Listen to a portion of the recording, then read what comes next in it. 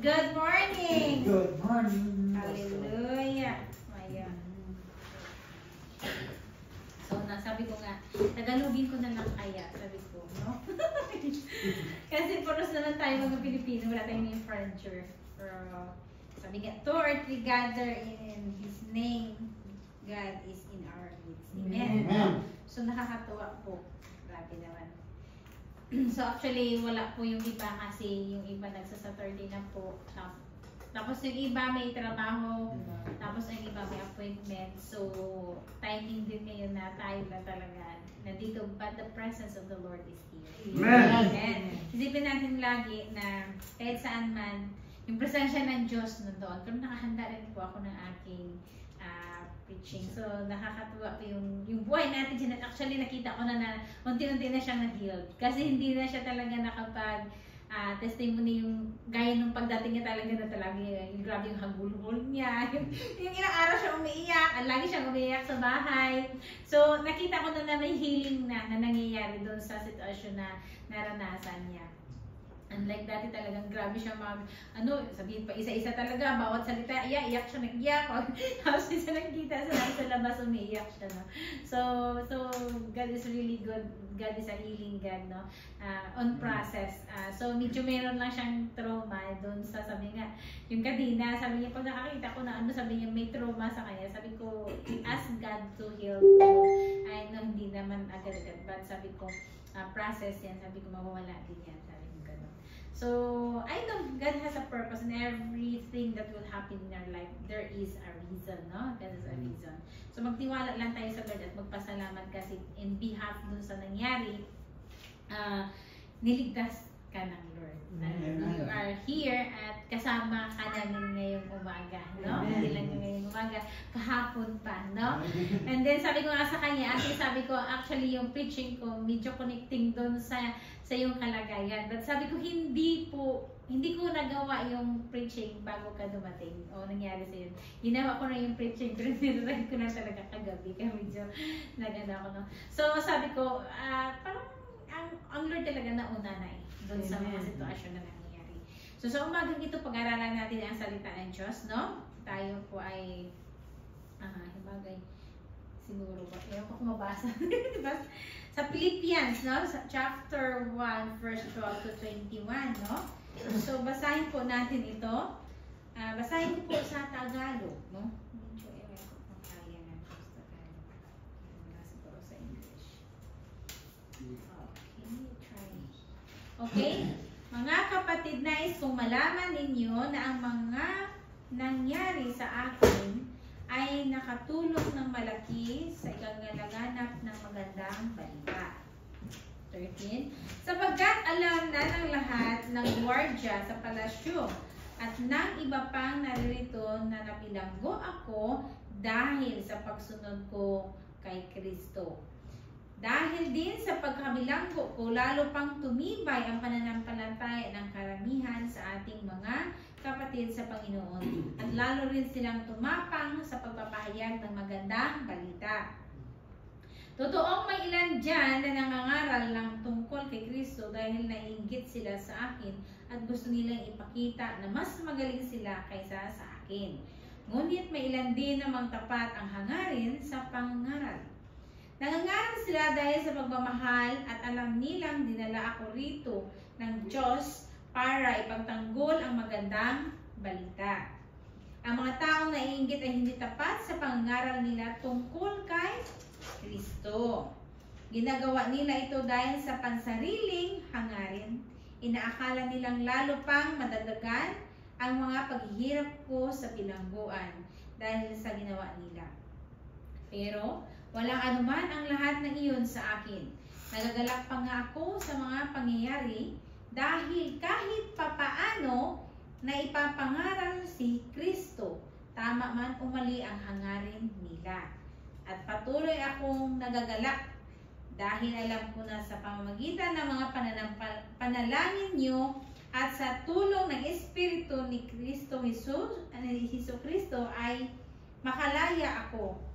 Malaki ang hangarin at pag-asa ko na hindi ako mapapahiya, kundi tulad ng dati magkakaroon ako ng lakas ng loob para sa pamagitan ng buhay o kamatayan ko ay kaparangalan si Kristo. 21. Sapagkat para sa akin ang buhay ko ay para kay Kristo, at kung mamatay man ako, kapakinabangan ito sa akin dahil makapiling ko na siya. Okay, let's pray. Heavenly Father, we want to thank you, Holy Spirit, empower me, oh God. Let your Holy Spirit moves in this place, oh God.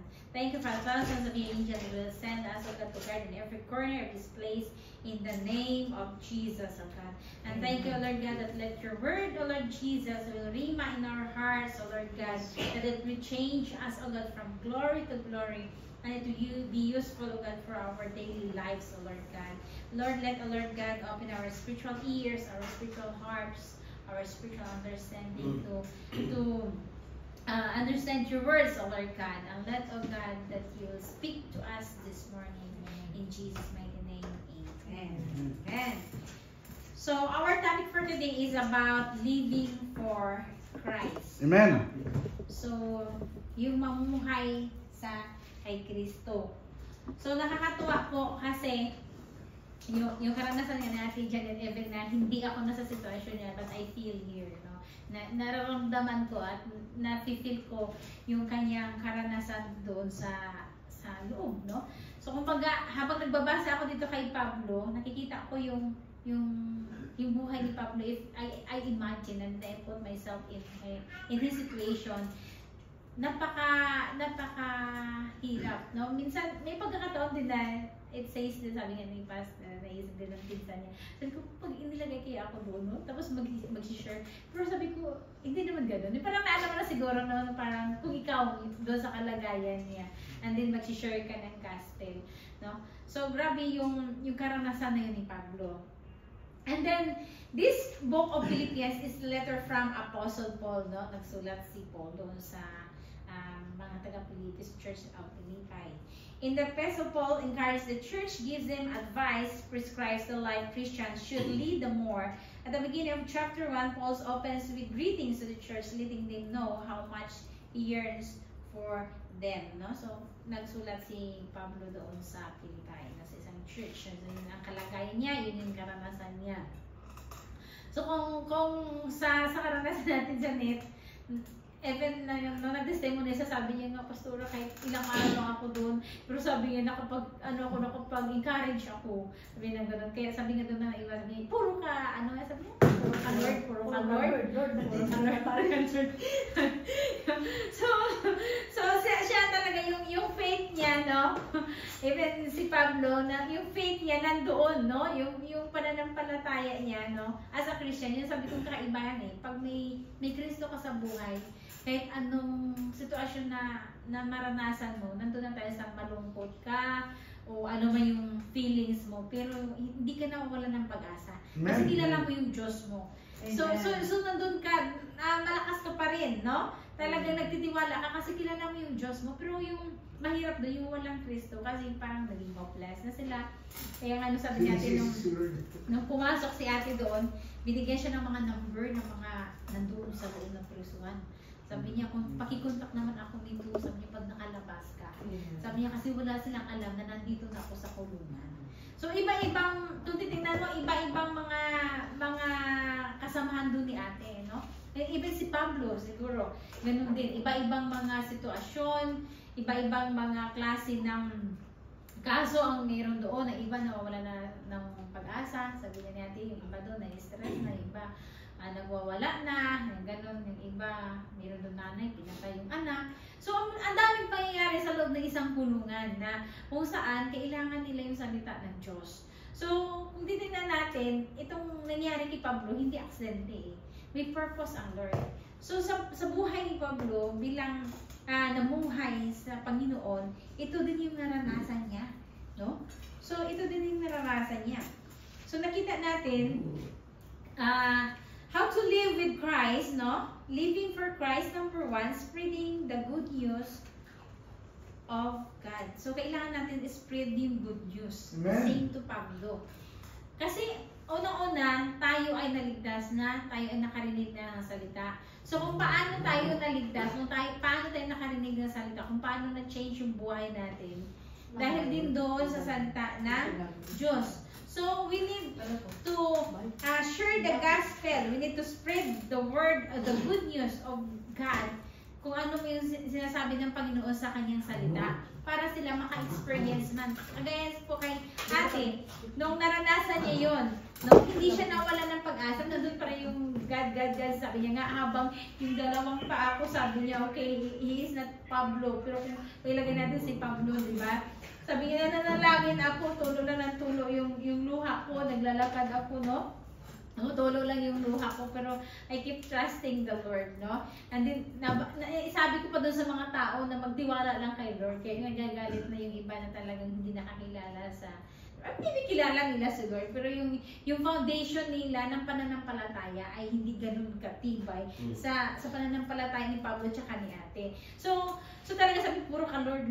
So nasabi, so marahil din si Pablo sa panahon na yun, nakaranas ng mga persecutions, no? Parang ayaw nila maniwala.